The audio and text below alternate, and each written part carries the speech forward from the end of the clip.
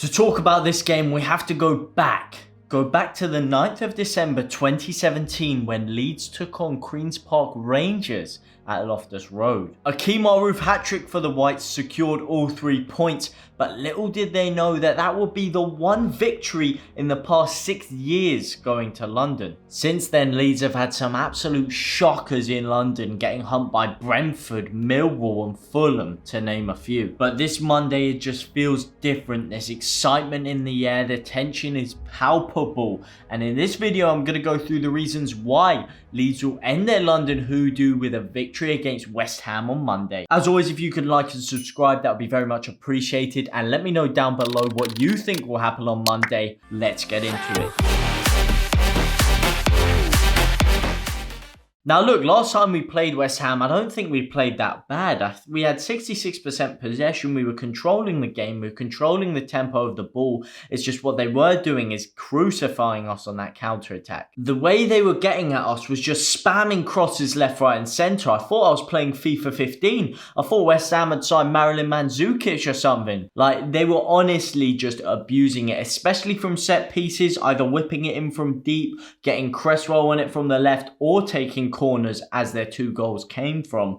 They were just absolutely abusing the set pieces. But this is where I think it's going to be a bit different this time round, because as we know, at the beginning of the season when we did play them, we were absolutely woeful from set pieces. We were conceding them left, right and centre. Aerially, we were weak. We were weak as toilet paper. But now we've got some super glue back there in the form of Virgil van Strijk, who has really assured us from the back, and he could be the key to stopping us from conceding these types of goals, and I think he will be the key from stopping us from conceding these types of goals on Monday. Another problem that we suffered from last time is what I like to call passive possession. It's where we have a lot of the ball, we're getting kind of into the second third of the pitch, we're playing in their half mostly, but we're just not doing anything to get through that final third. There's nothing cutting there. There's no cutting edge. There's no penetration. We had about as much penetration as a 50-year-old man with ED.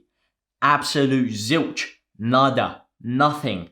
But this is where we did also struggle last week against Villa. Absolutely no penetration, no cutting edge, nothing. However, against Southampton the week before, we did have a lot of that with the 3 goals. However, could have been more. We've been hot and cold this season when it comes to that cutting edge, and it comes to breaking teams down, and it comes to having that final bit of the razzmatazz, the pizzazz.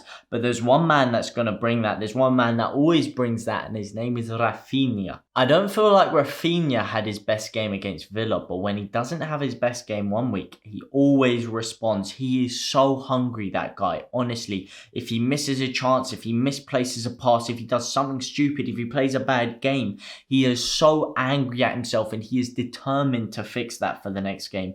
And I'm sure he'll do the same thing, and I'm sure he'll come back firing against West Ham. I feel like with Rodrigo possibly coming back, playing very well for the under-23s the other day, RAPHINHA on form, BAMFORD hungry, Llorente at the back, assuring us aerially we could really seriously do something here, and I don't see why we can't break the Hoodoo. Look, Hoodoos are there to be broken. It's not so long ago that Harry Kane couldn't score in August, that England couldn't win a World Cup penalty shootout. These things always have an end point, and I'm telling you, ours is on Monday. I feel like we're a lot stronger at the back than we were. I feel like we have a lot more creativity when it comes to dealing with these teams that do sit off us now when it comes to coming forward, because we do have those higher quality players that are more ingrained into the system now. RAPHINHA, when we played them before, it was kind of early preliminary stages of his Leeds career. He hadn't quite fully got used to the BIELSA system.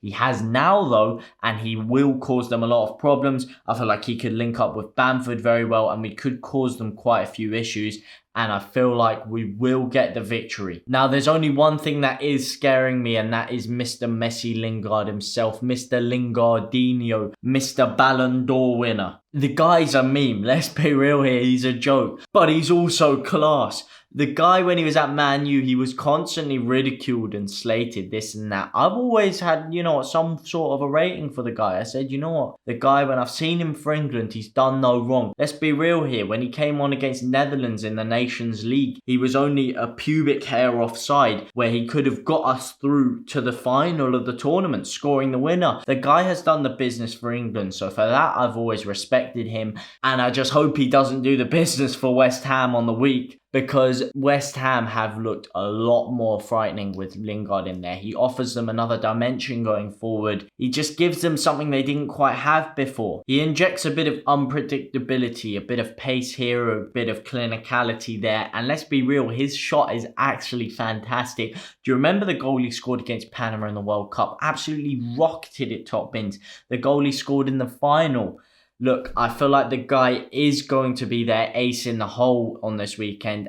And I feel like without Calvin, maybe him running from deep, because he is a good ball carrier, could also cause them some issues. So it's all dependent on how we deal with Lingard, in my opinion. If we can isolate him out of the game, we'll win easily. If we can't, then we're in for some serious problems. Now, I'm going to go through my predicted 1 to 11. I'm going to go with Meslier in goal. Absolutely fantastic as of late, as he has been throughout.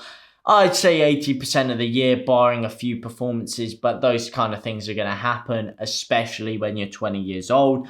Llorente and Cooper at the back, Ayling at right back, and Alioski at left back. I think Ayling's been fantastic at right back as of late, and I feel like I'm going to need to put Alioski there because we've kind of missed Dallas in the midfield. Dallas, it sounds weird to say, but Dallas has seriously been going underrated in that central midfield role.